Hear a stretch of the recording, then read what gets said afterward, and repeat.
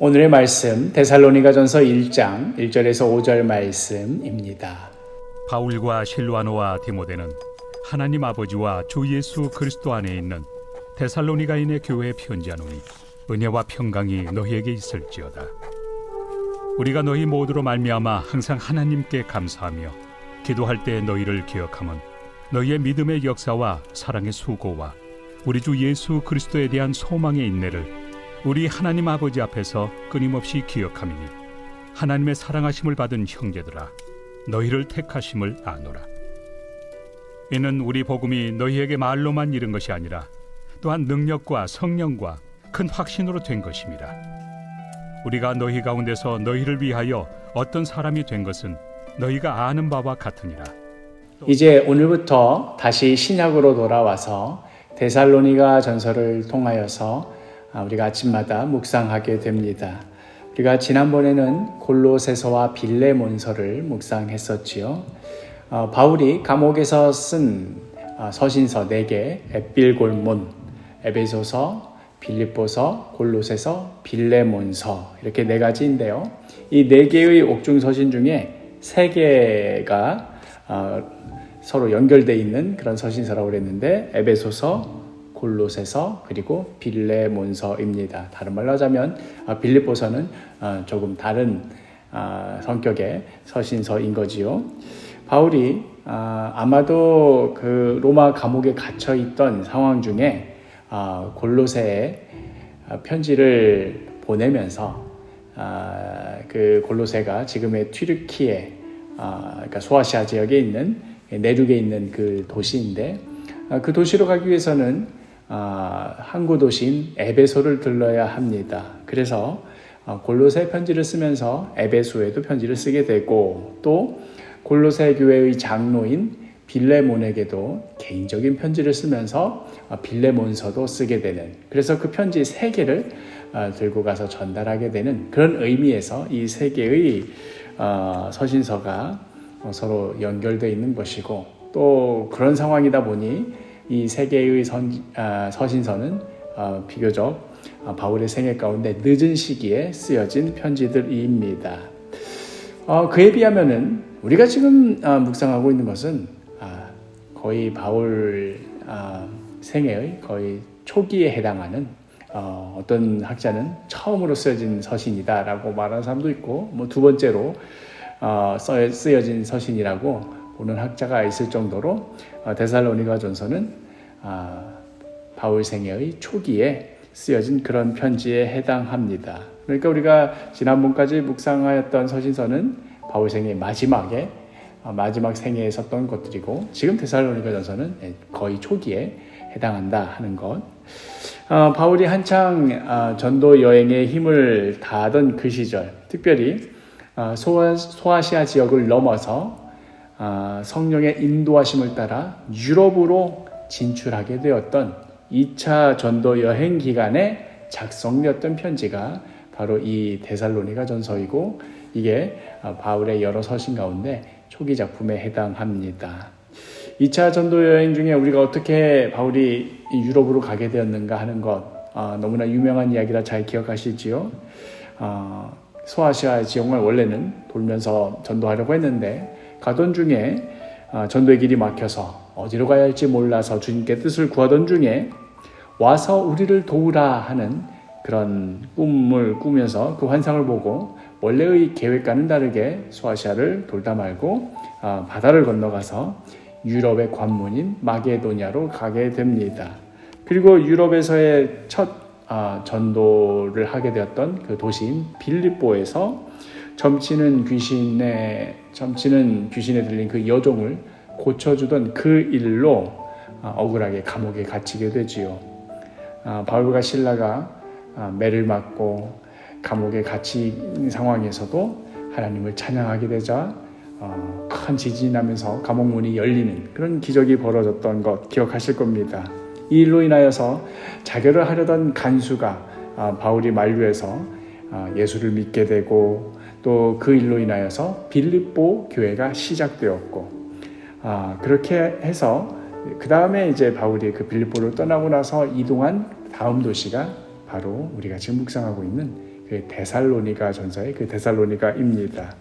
그곳 데살로니가 유대인 회당에서 바울은 그리스도를 증거하지요. 이때의 일이 사도행전 17장에 잘 나와 있습니다. 사도행전 17장 1절과 2절. 그들이 암비볼라와 아볼로니아를 다녀가 데살로니가에 이르니 거기 유대인의 회당이 있는지라. 바울이 자기의 관례대로 그들에게로 들어가서 새 안식일에 성경을 가지고 강론하며 하면서 그곳에서 바울이 예수 그리스도를 전하게 되자 많은 헬라인 무리들이 예수를 믿기 시작했지만, 그런데 그 모습을 시기하던 유대인들이 소동을 일으키면서 사도 바울은 밤중에 그것을 떠나야 되는 그런 일이 벌어집니다. 그러면서 갔던 곳, 그러니까 유대인들이 협박을 하고 위협을 하자 어쩔 수 없이 의도치 않게 데살로니가에서 그 다음으로 간 것이 바로 베레아입니다. 베레아에 대해서는 이어지는 사도행전 17장 11절에 이렇게 되어 있죠. 베레아에 있는 사람들은 데살로니가에 있는 사람들보다 더 너그러워서 간절한 마음으로 말씀을 받고 이것이 그러한가 하여 날마다 성경을 상고함으로. 이렇게 비록 데살로니가에서는 유대인들의 방해로 인하여서 중간에 멈추고 밤중에 피신하게 되었는데, 그 다음 베레아에서는 사람들이 데살로니가와는 너무나 다른 그런 모습을 보여주지요. 그래서 이곳에서만큼은 성공적으로 복음을 전하고 많은 사람들을 키울 수 있겠구나라고 생각했더니 웬걸 데살로니가에서부터 쫓아온 유대인들이 베레아까지 와가지고는 소동을 벌이는 바람에 얼마나 정신없는 중에 그 바울의 일행이 흩어져야 했는지 소동을 피해 급히 배를 타고 떠나던 중에 바울만 아덴, 그러니까 지금의 아테네로 떠나게 되고 디모데와 실라는 그대로 베레아에 남게 됩니다. 그리하여 아테네에 도착하자마자 바울은 자신을 그곳까지 인도해 준 사람에게 이제 다시 되돌아가는 그들에게 다음과 같은 부탁을 하게 되지요. 사도행전 17장 15절. 바울을 인도하는 사람들이 그를 데리고 아덴까지 이르러 그에게서 실라와 디모데를 자기에게로 속히 오게 하라는 명령을 받고 떠나니라. 그렇게 해서 바울이 급한 중에 먼저 아테네에 오게 되고, 그리고 나서 다시 실라와 디모데를 나한테로 보내주시오 하는 부탁을 받고 그 다음에 왔겠지요. 그렇게 해서 바울과 실라와 디모데가 우여곡절 끝에 겨우 모이게 되는 것입니다. 복음을 전하기 위해 감옥에도 갇히고 밤중에 도망치기도 하고 또 급히 떠나느라 서로 헤어지기도 했다가 또 하나님의 은혜로 다시 겨우 만나기도 하고, 이 모든 이야기들이 우리가 성경을 읽을 때에는 그냥 스르륵 순식간에 읽어 내려가다 보니 그런 이야기가 있다 하는 것을 눈치채지 못한 채 그냥 넘겨버리기가 쉽지요. 그리하여 데살로니가 전서가 이렇게 시작할 때 이런 내막을 알지 못하면 그냥 이런 세 사람이 편지를 썼구나 하고 넘기고 말 이 말씀이 사실은 얼마나 고생 끝에 얼마나 서로가 서로를 아끼며 또 한마음이었을지를 충분히 우리가 짐작해 볼 수 있을 것입니다. 우리가 오늘부터 묵상하는 데살로니가 전서 1장 1절. 바울과 실루아노와 디모데는 하나님 아버지와 주 예수 그리스도 안에 있는 데살로니가인의 교회에 편지하노니 은혜와 평강이 너희에게 있을지어다.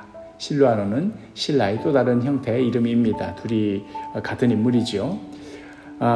우리는 성경 말씀을 읽을 때 뭔가 교훈적인 문구나 아니면은 당장의 어떤 실생활에서 적용할 만한 무언가를 찾으려 하는데 익숙합니다. 그러나 꼭 무언가를 적용하지 않아도 어떤 교훈을 좀 짜내지 않아도 괜찮습니다.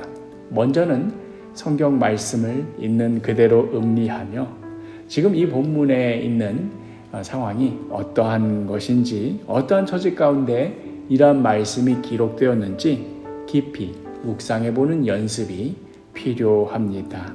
바울과 실라와 디모데가 우여곡절 끝에 데살로니가 교회에 이렇게 자신들의 이름을 밝히며 안부와 축복의 인사를 하면서 이 편지를 시작하는구나. 이 편지를 쓰던 그 당시에 어떠한 일들이 있었고 당시에 누가 어떠한 처지에 있었고 하는 것들을 잘 숙지해 두는 것. 이것이 바로 깊이 있는 말씀 묵상의 좋은 시작일 것입니다. 앞으로 한 달이 조금 넘는 시간 동안 우리가 데살로니가 전서와 데살로니가 후서를 묵상하게 됩니다. 이 기간 우리 함께 말씀의 현장으로 들어가며 귀한 말씀의 공동체 또 말씀으로 하나가 되는 사도교회 식구가 되기를 간절히 축복합니다.